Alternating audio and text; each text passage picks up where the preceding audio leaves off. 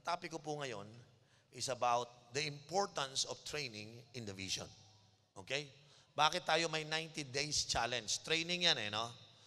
The importance of training in the G12 vision. That's my topic for this afternoon. Now, the reason I say that, because kung hindi ko kayo ite-train, para kung sinabing isa akong tatay na ayaw ko kayong pag-aralin. Kung kayo'y tatay, ang pangarap ng isang ama sa kanyang mga anak, gusto niyang matrain. So, ang training na ginagawa ng mga magulang sa kanilang mga anak, you have to send them to training school. So, kaya kayo nagpupunta sa eskwelahan. Nagpupunta kayo sa colleges, nagpupunta kayo sa mga university, o kahit man lang sa TESDA. No? Bakit? For one simple reason, kailangan po natin ng training.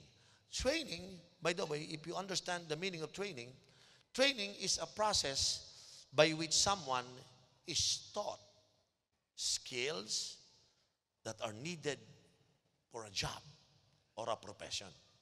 Lahat po ng tao, kailangan niya ng training, isang process, say that word process. So pag nadinig nyo sa G12 may training, hindi event yon, process yon. Ha? Tingnan nyo yung college, 5 years, process. Ha? Pag gumawa ka ng engineering, hindi ka basta, pag pumasok ka sa school, hindi pwede engineer ka kagad, ipaprocess ka. May first year, ganun din po yon. Sa church, may training tayo. Pero tanggapin nyo na, process. Hindi, example, sinabi mo, gusto ko magiging engineer. O dadaan ka, 5 taon. Gigising ka araw-araw ng umaga, gagawa ka ng assignment, babasa ka, magte-test ka. Kasama lahat yon. Ang problema ng maraming Christian, pag ang church, they never even think na ang church dapat mag-train. So meron tayong mindset, pupunta lang ako sa church para makinig, mag-praise and worship, mag-dance, magsaya. Pero pag sinabi mo na training, ibang usapan na. Ganun na yung mga tao. Bakit may training? O sige, payag ako. Pupunta po ng encounter siguro, o kaya ng post-encounter. Pagdating ng school leader, hindi tatagal. Kasi nga, ang training sa kanila, event. No. Sa dulos, ang training is process. Say that word, process. So before I explain to you biblical understanding about training sa Bible, gusto kong isipin ninyo, yung training ay process. Ibig sabihin, hindi isang shot, hindi isang day. Sometimes, like this, 90 days challenge is a process. It's a 90 days, engagement and involvement. 90 days yan eh. So yung iba, pag nakakakita ng, 90 days, ang haba niyan, retreat na sila kagad. Wala silang kalamalam, yun ang nature ng training. It's a process. Ang process na ito ay tinuturo sa iyo para may ma-develop na skill or something like, vision siguro, character formation. So, kinakailangan po, ipoprocess tayo. Ang process ito, parang process po ito na ang isang athlete ay ipiniprepare for competition. Ganun po yan. So, training is your preparation so that when you engage, you can do it. Nakawa ko doon sa maraming Christian, 10 taon na, wala silang may contribute para sa gawain ng Panginoon. Why? Because they avoid training and on the day of preparation, wala sila doon. Halimbawa, sinabi bigla ni Bishop Uriel, okay, lahat kayo mag-share ng 2 taon sa gospel, dali nyo Sunday. Ha? Ako? Matatakot ka. Bakit? Why? Because you never gone through a training, through a process wherein you are prepared to perform during the day you are called to do it. Bakit? Palagay nyo sa simbahan? Kaya maraming simbahan hindi lumalago. Kaya maraming simbahan hindi, ba't ang dulos dumami ng ganito? I started in 1988 with few students. Alam nyo ilan? 13 students. But today, after 20 years, hindi na ganun kakonti ang dulos. We are more than 20,000 na ngayon. And the truth is, nangyari po yun kasi yung mga estudyanteng tinuruan ko nung una, they engage on the process of training so that on the day of actual doing the ministry, they are ready. Alam niyo po, ang sarap ng pakiramdam na ikaw ay nakakilala sa Panginoon at nung sinabihan ka ng Panginoon, anak, kailangan kita. Ano po yung Panginoon? Anak, marami dito mga taong kailangan nilang maligtas. Ikaw ang gagamitin ko. Hindi ka makakaarya kasi hindi mo alam ang gagawin mo eh. Bakit? You have the same problem with other Christians. You avoid the process of training. So kailangan po dito ng word na training. Say that word, training. Training is good for you because it's for your preparation. Para nga daw itong isang athlete na ipine-prepare sa isang malaking competition. So araw-araw mag-e-exercise siya, araw-araw magpa-practice siya, ganun ang training. Pag may training, araw-araw may practice. Siyempre, pag tinuruan ka namin, ipa-practice mo. Pag tinuruan ka, i-exercise mo. Yung iba kasi gusto lang umupo sa church, pupunta sa simbahan, i-identify ang sa, alam mo, taga-dulos din ako. Oh, pero pag gumagalaw na yung taga-dulos, hindi siya sasama. Bakit? He is not prepared to perform. Tapos, ang tingin nila sa training, sa exercise, parang hindi ko kailangan yan eh. Eh, paano yung araw ng competition? Baka hindi ka makaperform. Kaya pagdating ng performance, hindi siya makakuha ng gold medal, hindi siya makakuha ng silver medal, bronze medal. Ano ginawa niya? Wala, kulelat siya. Bakit? Why? He doesn't participate. He never go to the process of exercise. You know, he never go to the process of competition. Yun, wala po nangyayari. No? Siyempre, kailangan mo ng practice, kailangan mo ng exercise. Para pagdating ng araw ng performance, magagalaw mo. Ganon din po yung heart ko. Bakit ako naglalagay ng 90 days challenge? Bakit? Para lang guluhin ko kayo. That's not my point. The point is this. I know one day you want to serve God. But how can you serve God if you don't know how to do it? Huh? You don't even know how to do your devotion. Paano yan? You don't even know how to mingle with people because you're not trained. Huh? You don't even know how to give and spend time with other people. Why? Because you're not trained. Paano ka pa makakapag-share ng gospel? You don't even... Pero mo isip mo ang pag-share ng gospel, trabaho ni pastor. Ako hindi. Bakit? Wala, hindi ko trabaho yan. Nagtatrabaho ako eh. How come naisip mo yan? Kasi nga, hindi ka trained. So because ang mga taong hindi trained, hindi nila alam yung mga dynamics ng mga ginagawa po nila. So again, sa hapon pong ito, gusto ko po, lahat po tayo, sino ito rito gustong dumaan sa process? 90 days. Sige lang, 90 days lang. Eh, grabe ka. Alam mo ba, ibig sabihin ng 5 years course? Ibig sabihin nun, 365 times 5. Eh, ito, 90 days lang, inayawan mo pa. Eh, makakatulong naman yan sa'yo personally. Tama po ba? So, there must be a process or method of one to be trained. Kinakailangan po yan. Tama po ba? So, kinakailangan puntahan po natin yan. Now, ang another word ng training is the word equipping. Say the word equipping. Ang church, nagte-train. Pangalawa, nag-i-equip. So, sometimes the word training and equipping, akala natin parehong salita yon. Magkaiba po yon. Ang word na equipping, okay, is to provide necessary materials or supplies. So, ang training, tinuturuan ka, pero ang equipping, pinoprovide ka ng mga gamit, ini-equip ka niyan. So, ang church, ini-equip ka para kumpleto ka. Hindi ka lang marunong, alam mong gamitin yung gamit mo. Ha? So, nagbibigay kami ng materials para yun ang pang-equip sa'yo. Ititrain ka namin, pero i-equip ka din namin. Because we have to provide with necessary materials or supplies. Okay? Para sa ganun po, para sa pag-perform ng inyong particular activity, you are ready. Amen po ba? Pag kami po nag-equip ng mga members sa Dulos for Christ, pinapurnish po sila for service or appropriate tools and materials, pinoprovide namin lahat like an army so that you may be ready, you may be prepared. Yan. So sa Dulos, nagte-train kami at nag-i-equip po tayo dito. Are you still here, mga kapatid? Now, buksan nyo to sinasabi ng Bible para makita nyo po na punta natin itong verse ng, anong verse ba to? 1 Corinthians 9:25 to prove my point. Ito po yung sabi ng 1 Corinthians 9:25.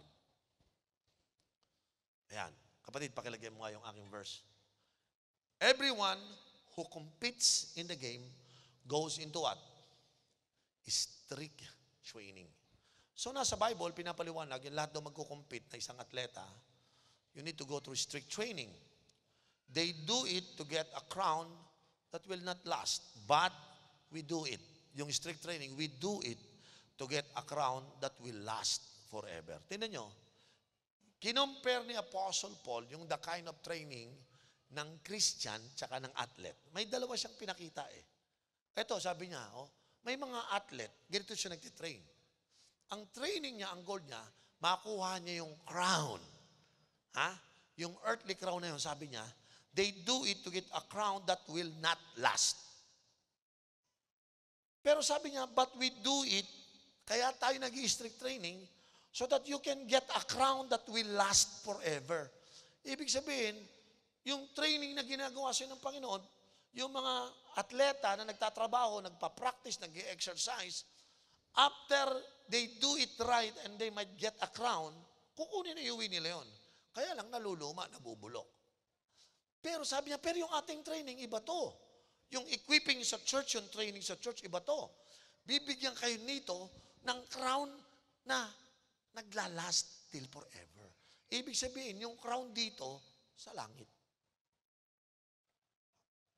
One day, meron pong nakalagay sa Revelation, na pagdating natin sa Panginoon, bibigyan daw tayo doon ng crown, at yung crown na yon, iaalay natin sa Panginoon. Bakit ka nagkaroon ng crown? Because you were trained and you were able to perform correctly at ang dami mong championship ng medal at pagharap mo sa Panginoon. The crown na sinasabi ni Lord dito, parang ako, Pastor, 25 years, wala akong nakukuha ang crown ngayon. But don't you know, my Bible is telling me, Oriel, because you are doing such thing, I will prepare a crown for you in heaven. Pagdating ko doon, bibigyan ako ng mga crown, madami siguro yon. Not for me, but I will go to Jesus Christ and give all my crowns, all my achievement for the glory of His name. Kaya pag wala pa kayong nagagawa, because you are untrained believer, ano ibibigay mong crown sa ating Panginoon? Sino sa inyo magsasabing, Lord, hindi ka masisiro sa akin? Taas yung kamay. Lord, hindi ka masisiro sa akin. Amen? Lahat tayo, hindi tayo dapat masiro. So lahat tayo, we need to engage in training para yung training na yon, we do it to get a crown that will last forever. So sa madaling salita, pag pupunta ka ng training, nag-pre-encounter ka, nag-school of leaders ka, hindi ka lang umaaten para ma-equip. Pero sabi mo, we do it to get a crown that will last forever. Gusto ko ng crown na yun. Yan po yung nabasa natin sa 1 Corinthians 9:25. Because yan po yung essence, bakit po tayo nagte-train. Are you still here, mga kapatid? 1 Timothy 4:8. Ang sabi po dito, so 1 Timothy 4:8. So that I could give another thought about training. 1 Timothy 4 verse 8, sabi dito, for physical training is of some value. Yun, sinabi din kanina ni Paul. But training for godliness has value for all things, holding promise for both the present life and the life to come. Ibig sabihin, ang training kay Lord, parang ganito. Pag doktor ka, nag-train ka, physical training, naging doktor ka. So, ano pinagaling mo? Eh di yung sipon, yung ubo, di ba? Yung kulugo, hinihiwa mo. Yung nag-LBM, pinagaling mo. Yun ang mga achievement mo. Yung mga doktor. Di ba? Tama. Eh, pero pag gumraduate ka ng SOL, ibang achievement niya. Merong effect, both life and the present life and the life to come. May impact sa heaven. Ibig sabihin, may tinatawag nating spiritual value yung training natin. Sa makatuwid, pag kayo engineer, mayroon kayong physical training. It is of some value. Nakakapagtrabaho ka, malaki sweldo mo, may value yon. But, godliness, yung spiritual godliness na training, has value for all things. Yung mga tinrain po sa dulos, pag pumunta ng opisina, hindi lang yan pandulos, hindi lang yan pan-cell group, pantrabaho pa yan, pampamilya. Kasi nga po, mas matindi yung training ng spiritual kaysa sa physical. Ganyan ko pinapahalaga, nakikita ko sa Bible. Kaya gusto ko kayong i-train. Ha? Gusto ko pagpunta ninyo sa inyong paaralan, sa inyong pinagtatrabahuhan, sa inyong pamilya, train kayo. Ha? Meron kayong godly training. Para pagpunta nyo, matutuwa yung mga tao, ba, ang bait niya. Dati, ganito yan, ang bait. Sino sa inyo nanay nyo bumait dahil na-train, di ba? Yung mga nag-encounter ngayon, tinan mo, first step ng training yan. Ha? Eh ako, bago ako, maniwala po kayo. Lahat ng kalokohan, nasa katawan ko, batang Quiapo ako eh. Pero nagkaroon ako ng godly training, na-process ako at na-equip ako, nawala yung mga bagay na yun sa buhay ko. Drugs, lahat nawala. Kasi nga, na-train ako sa godly training. Ha? Bakit maraming nagbabackslide? Kasi bumabalik sa lumang buhay, kasi hindi siya na-train to live a godly life. So training will help you to not to backslide. No? Bakit tayo nagiging backslider? Kasi nga po, hindi tayo na-equip, hindi natin train. Tignan mo yung katabi mo, tanda mo mukha niyan. Ilang araw lang, wala na. Bakit? Walang training eh. Hindi nag-engage sa training, hindi napaprocess. Pero gusto mong tumagal yung katabi mo? Pilitin mo, bro, train tayo para sigurado. Ha? Sino ito excited mag-train sa 90 days challenge? Yan ang kailangan natin. Ha? Sabi ni iba, Pastor, kailan? Di ba 90 days challenge? Mali kasi iniisip. Ang gusto kasi ng challenge, training, isa lang yan ha, habang buhay, wala na. Hindi ho, tuloy-tuloy po ang training. Sa godliness training, unending po yan. Ha? Sino ito niniwala, meron pang babaguhin sa buhay mo? Taas yung kamay yun, Pastor, meron pang babaguhin. Ha? Sino dito itataas mo yung kamay mo para sa katabi mo? Ito, marami din to, Pastor, tad-tad to. Dahil pang babaguhin dito. Hindi, sa totoo lang, hindi ako nagbibiro, no? Marami tayong mga kapatid. Talagang kailangan magbago talaga. Kaya lang, sabi ko nga, kung ako lang magbabago para sa'yo, gagawin ko na eh. But pag hindi siya train, hindi siya equip, hindi niya po mangyayari po yun. Now, let's go to another passage. Buksan natin itong 2 Timothy chapter 3, verse 16 and 17. Kapatid, lagay natin ha. 2 Timothy chapter 3, verse 16 and 17. Pag binasa niyo po ito sinasabi. 1 Timothy 3, verse 16. Ang sabi po dito, verse 16 tayo, all scripture is God-breathed and is useful for teaching, rebuking, correcting, and training in righteousness. Tingnan nyo to, ha? Di ba nagsasabi sa yung training? Ano kaya tools gagamitin ko? Kaya araw-araw may devotion kasi yung Bible, all scripture from Old Testament to the New Testament is God-breathed and is useful for teaching. Yung Bible kasi, yung nagtiteach sa atin. Yung Bible, yun ang nagre-rebuke sa atin, nagko-correct. Correcting and training. Yan po, ang Bible. So, dito sa 90 Days Challenge, huwag niyong isipin na walang Bible involvement. Meron talaga. Yung Bible talaga, main tools natin. Kasi sabi ng Bible, siya yung nagtuturo sa atin. Siya yung nagko-correct, nagte-train. Now, tanong, bakit tayo tinitrain ng Bible? Walang ganyan sa school nyo. Kahit taga Mapua ka, UP, walang ganyan. Bible lang, matindi train ni Bible. Ano sabi ng verse 17? So that the servant of God may be thoroughly equipped for every good work. Ang dulo ho nito, tinetrain tayo for us to be able to be equipped for every good work. Tayo puro bad work. Puro bad eh. Galing tayo dun sa bad, dapat pumunta na tayo dun sa good work. Kaya lang, matutunan mo. Yung tinatawag po, tinitrain ka pa para matutunan mo papaano gumawa ng good work. May natututunan ba tayo mga kapatid? Taas yung kamay na gusto mo magkaroon ka ng good work. Okay? Now, tingnan nyo po ito. This is very important ha. Ano ang 5 focus ng training sa Doulos for Christ? Okay?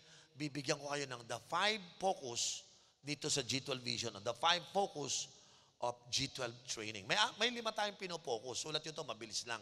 Number 1, character formation. Yan ang una. Ha? Yan ang una. Tinitrain tayo, pinopokus yung training sa iyong karakter. Sa Tagalog po ng karakter, yung kaugalian natin. Huwag magaspang, maayos ang buhay natin. Yung huwag tayong magulo buhay. Karakter. Okay? Pangalawa, tuturuan tayo, yung unang karakter, to receive biblical knowledge. Yan ang pangalawa. Nagte-train kami para sa inyo, para mag-impart kami ng biblical knowledge. Hindi ho, Inquirer knowledge o Times Magazine knowledge o university knowledge. No, it's a biblical knowledge. Sa training, alam nyo, pag kayo nag-train, mabibigla kayo. Yung mga training na galing sa Bible, ang ganda-ganda. No? Halimbawa, yung tinrain ako ni Lord, paano magbigay? Yung bang, Lord, parang ayoko magbigay. Titrain kita magbigay. Pag nagbigay ka, matuto magbigay, tuturo ko sa iyo yan. Tingnan mo, paano ka pagpapalain. Alam nyo ba ngayon si Bishop Porel, kinikriticize nila ako dahil nagtuturo daw ako ng tinatawag na prosperity gospel. Sabi ko, ano kayo? Ang dami-dami kong miyembrong mahihirap talagang tuturuan ko yan para umasenso. Titrain ko sila para sila yumaman. Bakit? Pag mayaman yan, makakatulong yan sa gawain ng Panginoon. Tama po ba? So hindi ko pinapansin, nagkikriticize sa akin. Kasi naiinggit. Alam nyo kung bakit? Sa Dulos for Christ, ang dami kayang yumayaman, pinagpapala ng Panginoon. Bakit? Alam nila yung biblical knowledge, paano sila pagpapalain. So yung iba sa inyo, pagdating nyo rito, hindi nyo alam yung biblical way, paano kayo i-bless financially. Hindi nyo alam ng iba. Hindi nila alam yung ibig sabihin ng tithes, criticize sa tithes. Pero hindi nila yung kinikriticize na church, nagbabackfire sa kanila, lalo siya hindi pinagpapala. Samantala yung pinagtatawanan nila, nako, nagtatides yan, bla bla bla bla, ayun, pinagpapala. Bakit? Kasi po, layunin ng Diyos na tayo, hindi tayo manatiling mukhang kawawa. Ikaw, nanay, tatay ka, gusto mo makita anak mo naglilimahid, mukhang kawawa. Di ba gusto mo sa anak mo, gusto mo padamitin ng maayos, maganda, pag-aralin sa maayos. Bakit? Kung wala kang pera, magagawa mo ba yon? So dito sa Bible, tinuturuan tayo ng mga biblical knowledge. Come on, say that word, biblical knowledge. Sino excited na matutunan mo yung biblical knowledge? Tignan mo yung mga congressman, hindi biblical knowledge. Paano pagyaman? Kupit, 30% sa lahat ng project. Ganyan ang pagyaman. Ay wala sa ganyan sa Bible. Kinakailangan tayo ubusin natin ang pera ng ating kaban. Yun ang alam nilang pampayaman. Kung natutunan ng congressman, paano ang biblical knowledge ng kayamanan? Hindi na sila magnanakaw. Iisipin nila yung plano ng Diyos, paano pa asensuhin. Kaya kayo dito, makinig kayo mabuti. Kapag tagadulos kayo, tinitiyak ko sa inyo, makinig lang kayo sa tinuturo ng Bible. Ibe-bless kayo, pagpapalain kayo ng Panginoon. Kaya nga sabi ko, kung 10 years ka dito, naghihirap ka pa rin, wala ka pa rin, sasagasaan kita doon sa kalye. 10 years ka ng tagadulos, walang nangyari sa buhay mo. Sayang tinuturo ko sa iyo. Kaya ang parusa mo, sagasaan. Amen? Amen? Sabi mo sa katabi mo, ingat ka, pag hindi ka umasenso, sasagasaan ka dito. Sino rito yung naniniwala, wala pang 10 years, pagpapalain ka na ng Panginoon. Tama? Ganun yan Kaya huwag kayo maniwala. Hindi ako nagtuturo ng prosperity gospel. Prosperity teaching, biblical prosperity, yun po, nasa Bible lahat po yun. Natutuwa ba? Alam mo, namatay ako sa krus ng Kalbaryo. Para saan? Para maging kawawa ka? No. Namatay sa krus ng Kalbaryo para alisin ang sumpa ng kahirapan sa atin. Amen. Sino sa inyo gustong bumalik sa inyo ang blessing ng Panginoon? Tama? Teka muna, ano ka ba? Biblically educated ka ba? Kaya yung iba, hindi kasi alam ang Bible, hindi sila nagtatides, hindi sila marunong magbigay, makupat, makunat, kuripot. Yung pala nasa Bible, tuturuan ka doon magbigay. Kasi ang pagbibigay, ugali ng Diyos, gusto ng Diyos, maging ugali mo rin. Are you listening?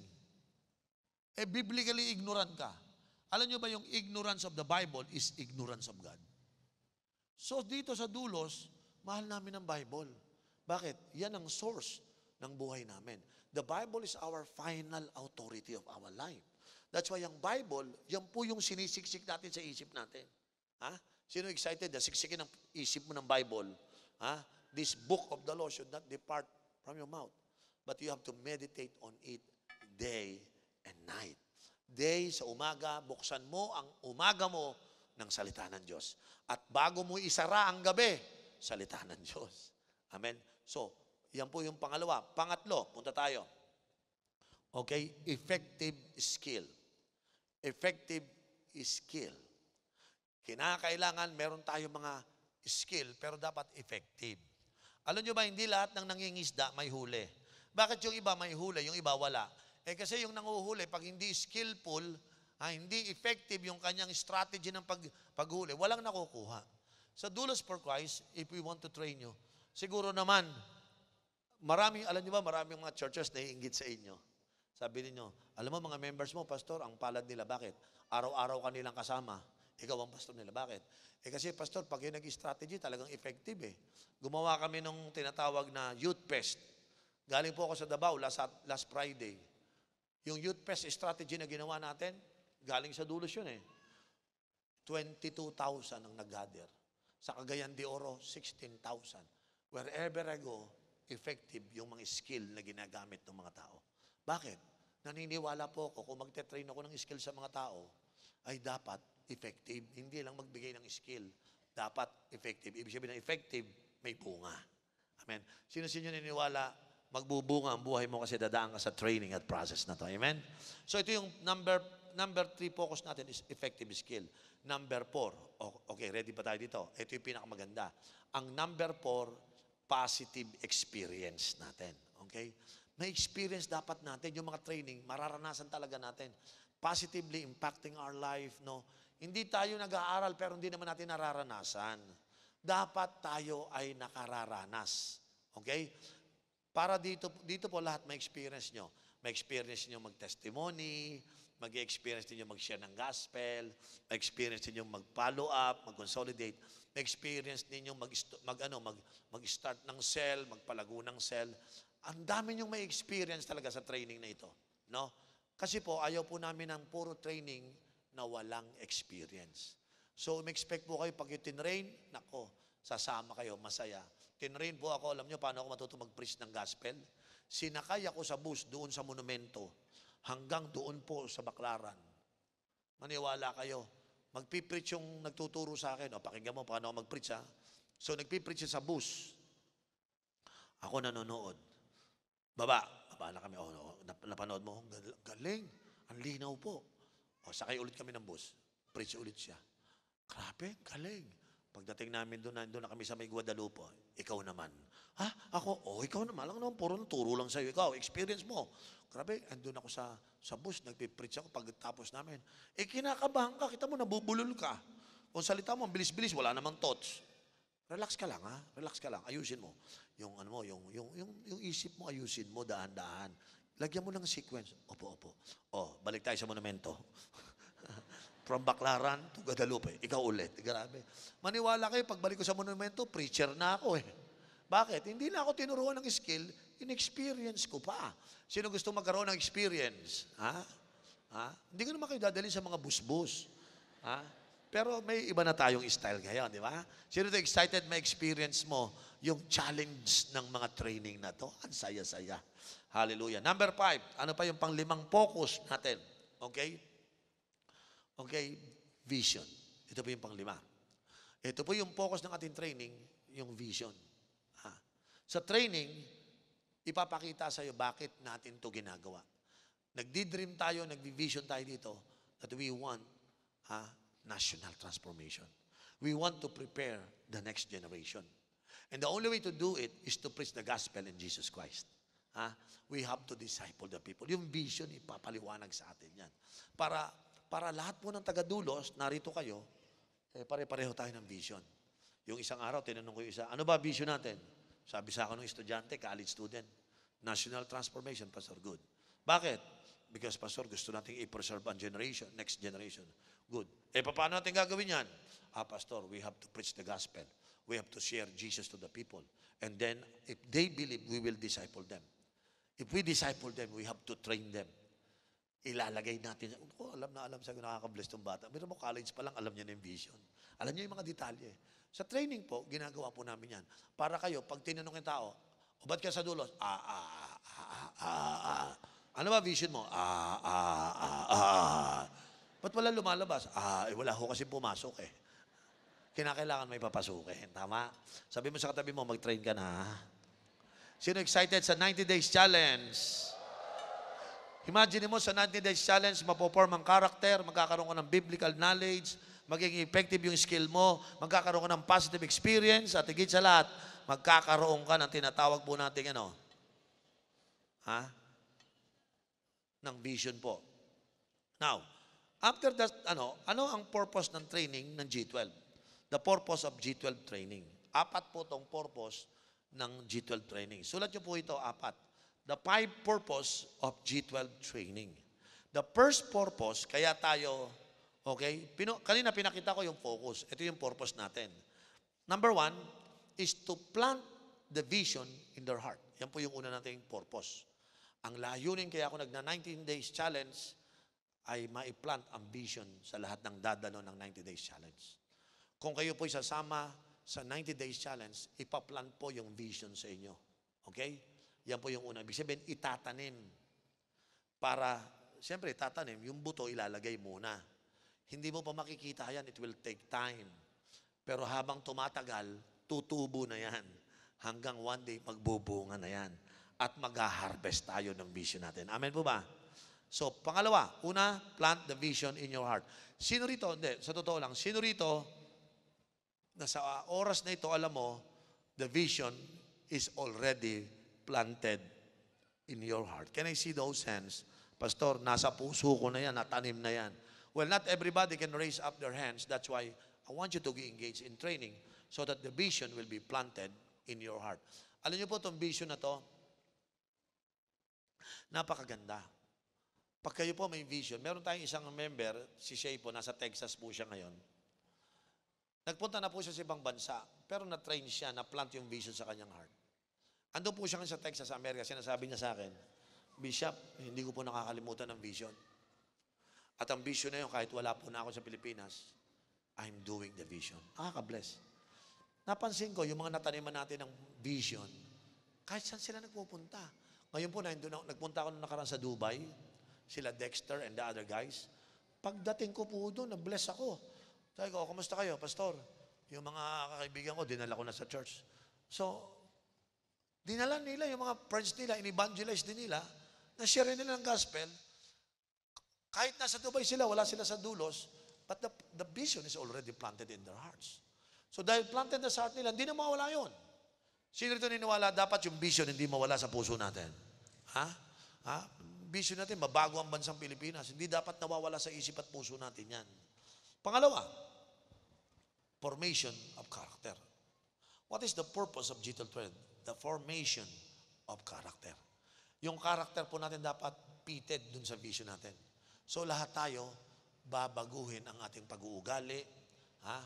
Yung ating mga lifestyle, yung ating mga habits, no? Sino sa inyo nung araw nagdodota ka ngayon, nagdodota ka pa rin? Ibig sabihin, hindi pa na-form yung character mo. Sino rito yung dating nagsi-COC, ngayon COC ka pa rin? Ibig sabihin, hindi na-form.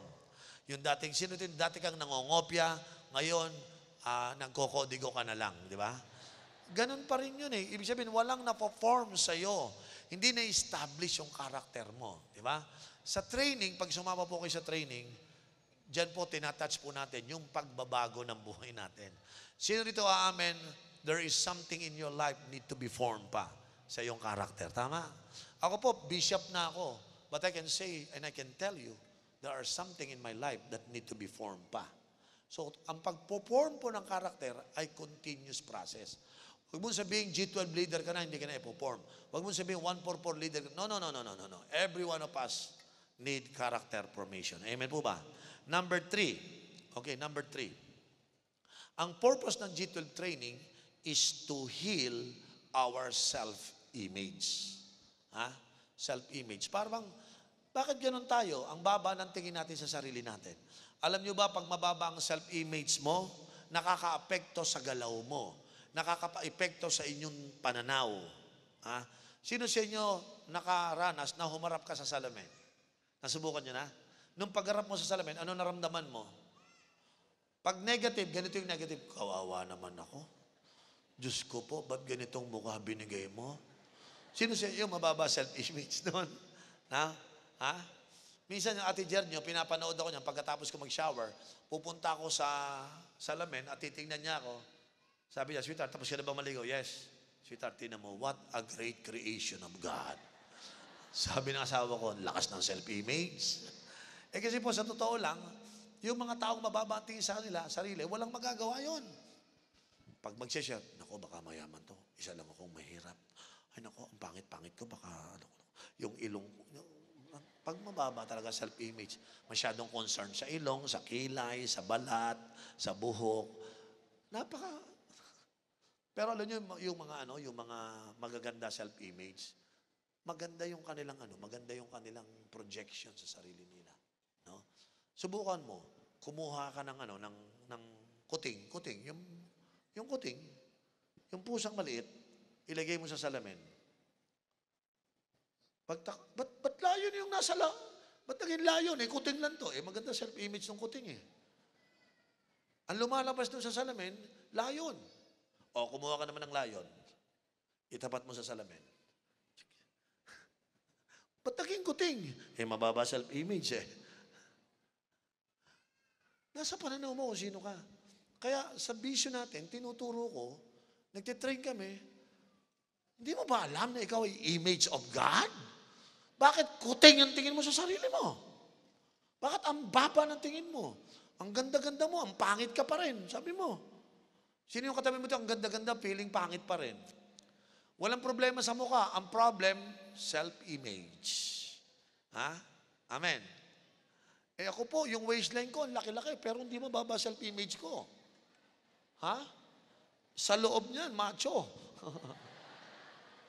Kahit tanong niyo pa sa atin dyan. Para sa akin, ito, may istorya ako sa inyo.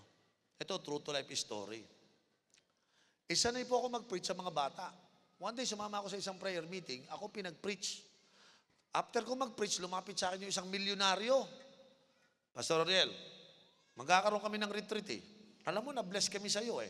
Pwede bang ikaw gawin naming retreat master? Retreat master? Ano yun? Eh, ikaw magpapatakbo ng retreat namin. Sabi ko, sige po, pag-pray po ninyo. Sabi ko, sino po pupunta sa retreat master?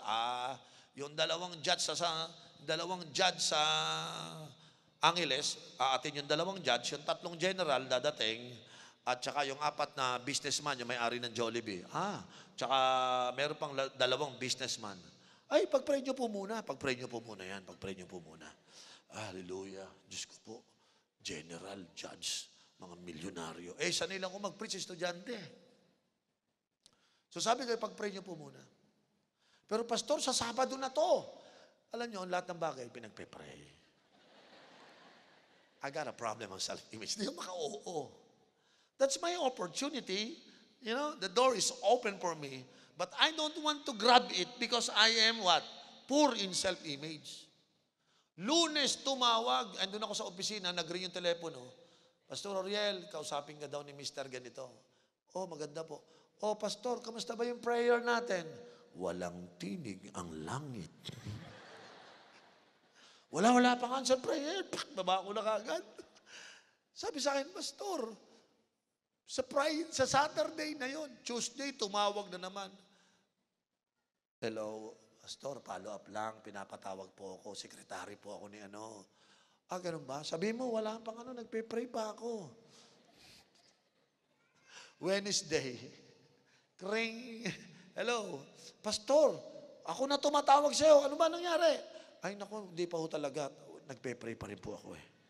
Alam niyo, tuwing maalala ko, 2 judge ng Angeles, 3 general, 4 na may-ari ng Jollibee, at 2 pang businessman.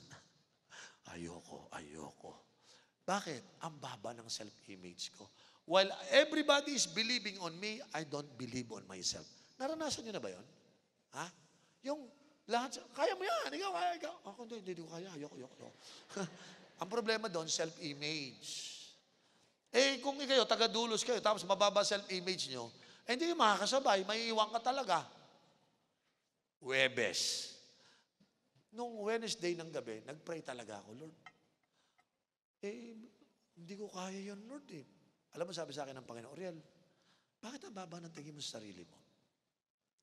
I want you to see yourself the way I have created you. You are created on my image. Don't look down on yourself. You can do it. Alam niyo po, alam mo, sabi niya sa akin ng Panginoon, alam mo, ikaw yung anak ko eh. Pag ikaw yung anak ko, alam mo ba pag nagkasunog, halimbawa kasama mo yung mga tao na yon, hindi ko naman mga anak yun, ikaw ang una kong ililigtas. Sabi ko, talaga Lord, mahal kita. Noong time na to, parang nabush yung puso ko. Thursday, tumawag, hello. Sige po, tuloy tayo sa Sabado, dadating ako. Teka muna, saan ako pupunta? Hindi, papasundo ko namin ang kotse. Ito po yung opisina ko, sunduin niyo ako, thank you. Grabe, pag sundo sa akin, nakabolbo. Dumating yung kotse, umaga. Si Pastor Ariel, sa loob, tinawag ako, sabi ko, bro, alis muna ako, meron akong retreat. Ganda ng kotse. Hindi ako umupo sa harapan, sa likod, feeling boss, mukhang driver siya ngayon, di ba? So sabi ko, ayos. Dinala ako, alam niyo kung saan? Sa Dasmariñas Village, Makati. Grabe, ang gagamitin pala naming retreat house, isang mansyon, ang laki ng bahay. Pastor Ariel, welcome. Dumating ako doon. Sabi ko, Lord, tulungan mo po ko. Ito na po yung mga general. Oh, ito si general, ito si judge Ito si Mr. Ganyan. Nako, sabi ko, mabuti dumating na po kayo. Oh, pastor, paano ba tayo magsisimula? Ito gawin natin, ha? At general, kayong dalawang general, kumuha na kayo ng baso tsaka tubig para pag hindi na tayo punta doon, lagyan na ng yelo, dali nyo dito. Ayan, O kayong dalawang Jollibee na may-ari, o kayo, businessman. Maghanap kayo ng chair, ayusin nyo, pabilo, gusto ko, ha? O kayo, judge, maghanap kayo ng silya doon, kunin nyo, dali nyo dito. Dito tayo magano, okay? Sige, go, go, go, go, go! Grabe, kinakabahan ako, pinag-uutosan ko itong mga general. Alam nyo, nung time na to, sabi ko, ang sarap ng feeling, pinagsisigawan ko lang itong mga to. Siyempre, mga general yun, mga judge yun Ito pa matindi. Dumating sila. Eto na, nag-preach na ako. Habang nagpipreach ako, nakikita ko yung mga mukha. Lord, nai-intimidate talaga ako dito. Ito gawin natin. Tumayo tayo lahat. Taas yun naman kamay nyo. Taas silang kamay. Luhod, luhod. Dapa, dapa, pre. Tawa ko ng tawa, sunod ng sunod sa akin lahat Natapos po yung Natapos po yung retreat namin, alas 5 ng hapon. Sabi sa akin, Bishop Uriel, bless na bless kami sa ginawa mo, na bless kami talaga. Ang sarap palang mag-retreat. Sabi ko, Dep, ang Panginoon po tumulong sa atin. Tapos po ng retreat, sabi sa akin, uwian na. Binigyan po ako ng sobre. Yung parang honorarium ko. Bay, pagtingin ko, binigyan ako ng 60,000 pesos. Laki nito Sabi sa akin ng Lord, kita mo, kung wala kang magandang self-esteem, wala ka niyan. Yes, Lord. Sabi ko, Lord, sa araw na ito, sisigawan ko na sila lahat. Hindi na ako matatakot kanino man. Doon nagsimula ang lahat. Ngayon, kahit na sino pa, nakakaharap ko, senador, congressman, mayor, governor, wala na ako, hindi na tumatayo balahibo ko. Bakit? Magaling na ang self-image ko. Ako ay servant ni Lord. If I speak, I will speak the word of God. Bakit? Magaling na yung self-image ko. Yung katabi mo, malala ang self-image niyan. Pero sa training, pagagalingin ng Panginoon yan. Amen? Sino rito yung nakikita mo sarili mo, patatapangin ka ng Panginoon? Hindi kayo pwedeng maging servant ni Lord na takot. Dapat si David, kahit maliit siya, Nako, David, mag-ingat ka. Ang laki niyan, ang laki niyan. Ano sabi ni David? Bay, sa laki niyan, hindi ako magmiminti. Sigurado sa pool yan, malaki Iba self-image Tama. Daniel, hindi ka na pwede mag-pray. Pray. Papakain kita sa layon. Ako pa, tatakutin nyo. Dinala sa layon. Sabi niya sa mga langan, nagtutubras na ba kayo? Hindi ba? Umalis kayo dito. Okay, lalapit siya. Bad breath kayo. Walang lumapit na layon sa kanya. Bakit? May self-image. Ang kanyang image nakakonect sa Panginoon. Kung alam nyo lang, pag matindi self-image ninyo dahil sa Panginoon, iba ang galaw nyo. Hindi kayo matatakot mag-apply ng malalaking title. Ako, sir, applyan ko yan. Ano apply mo? Yung trabaho mo. Gusto ko, wala ka ng trabaho. Ako nakagad Hindi mo mag-apply ng trabaho, no? Ano posisyon? Yung posisyon mo. Sino sa inyo gusto katindigan ng self-image mo? Mga lalaki, tip ko sa inyo, pag maganda self-image mo, hindi ka na-intimidate sa magagandang babae. Hindi na. Ang ganda-ganda, beauty ko. Kamusta ka na, sister? Buti. Buti, napansin kita, di ba?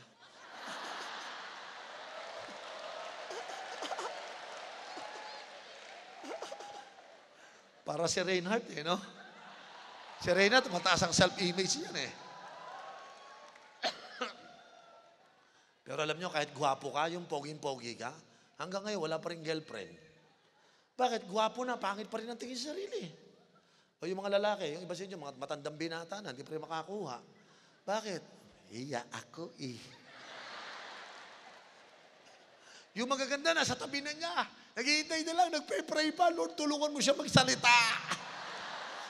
Mababa self-image, walang makuha. Parang hindi G12. Sa G12, walang matandang binata. Amen? Wala sa mukha yan. Sa self-image yan. Amen po ba? Yung mga lalaki dito, maniwala po kayo. Ang pangit, masakit lang sa mata, pero masarap sa puso. Amen? Ang mga gwapo, hallelujah, masarap sa mata, masakit sa puso. Yung mga kapatid natin dito, self-image ang katapat mo. Sabi mo sa katabi mo, may katapat ka na. Yung mga magagandang babae sa dulos, mapili, no? Kaya tuloy, matandang dalaga na ngayon, di ba? Huwag kayo masyadong mapili. Hanapin nyo yung healed, yung self-image. Amen? Sino sa inyo gustong ma-healed ang inyong self-image? Saan nyo makukuha yan? By accident? No, by training. Pag kayo na-train, lalakas ang loob mo. No? Alam niyo, pag maganda self-image mo, yan yung malalakas ang loob magnegosyo. Pera ka, wala. Basta kaya ko to. Bakit? Kaya ko to. Wala ka naman pera. Bakit? Pera ba ang dahilan para magnegosyo? Ang negosyo, sa puso mo, pag alam mo, gagawin mo yan. Kusang dadating ang puhunan. Nakakabilib yung mga ganyan tao, no? Tama? Tama. Makakatapos ka, pero wala ka ng pera. Wala sa pera yan. Saan yan? Sa determination yan. Mga may self-image, matitindi determination eh. Sino po may natutunan niya yan? Mga kapatid, bago ako magwakas, kailangan natin ng training. Kailangan natin ng focus sa buhay mo. Kailangan malinaw yung purpose. Lahat ng mga taga-dulos na dumaan dito, noong ko pa ito tinuturo, by the way, dito ngayon, noong ko pa tinuturo yan, nire-review ko lang kayo. Lahat po nang naniwala sa training na yan, karamihan po sa kanila maganda buhay. Bakit? Ito yung kailangan natin eh. Na bago ako magwakas, sino sa inyo gustong ma-train? Tayo ko, Pastor, gusto ko ma-train? Sino dito gusto mong ma-train? Process yan. Process yan. Process yan. For the purpose of your preparation. Before I close, I'd like to tell you this. I hope may nakikita kayo, may magandang paparating sa'yo. And when it is coming to you, isang magandang bagay, I hope you are already prepared. Amen. Sometimes, yung blessing paparating sa atin, hindi natin na-handle ng tama for one reason. We are not prepared. We are not prepared. Amen. Yung panghuli po, buti na paalala sa akin. Okay? Plant the vision, heal our self-image. And number 4, awakening of your godly leadership.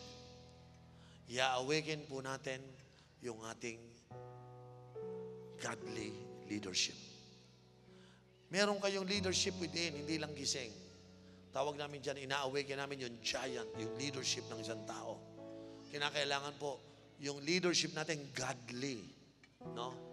Yung iba sa inyo, hindi nyo nakikita sarili nyo na kayo magiging leader. Kapatid, basahin mo Bible. You are never called by God to become a buntot, a tail. You are called to be the head. Amen? Sabi mo sa katabi mo, hindi ako buntot. Ako ay I am the head, not the tail. The reason I say that is because lahat ng taga-dulos na bless ako when they believe on these 4 things qualities. Lahat ngayon, yung mga dating hindi nagiging leader, ngayon leader na po sila. The first time I met them, mahihiyain, but they go through the process of training, ngayon, iba na po ginagawa nila. I personally believe ang 90 days challenge po, matutulungan ang lahat ng taga-dulos.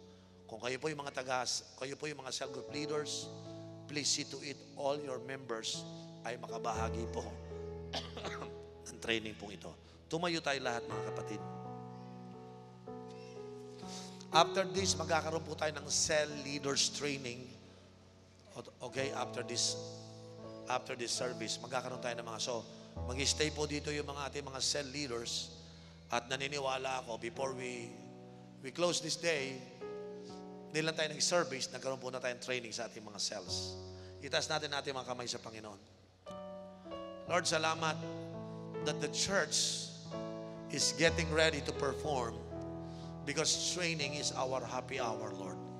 Equipping is necessary for every one of us. Lord, thank you for using the Bible to rebuke, to correct, and to train us for righteousness so that the man of God will be equipped and ready to do the good works, Lord. I pray for every newcomers or new believers in the Doulos for Christ ministry. I pray for every cell members and cell leaders that they would see an opportunity, Lord God, to go to their next level. I pray that they would see the importance of being promoted, Lord, for your love, for your ministry. I pronounce and declare, Lord God, that every Dolosians would realize the importance of training and equipping, oh God, so that every one of us would be ready to do good work. Pagpalain mo ang mga taong nais ma-train, ma-equip, at higit sa lahat, maihanda mo for greater good work, Lord. Tinatas din namin, Ama, mamaya yung aming cell group leadership meeting. I pray that you would empower us, that we might know, Lord God, things to be done and things to be accomplished. Sa hapong ito, I pray lahat po ng mga first-timer namin ma-challenge sa aming gagawing 90 days challenge, that they would become part of it, they would believe on Jesus Christ, and they would desire to grow and grow and grow. Sa hapong ito, Ama, we praise you, we honor you, and we ask this in Jesus' name. Amen and amen.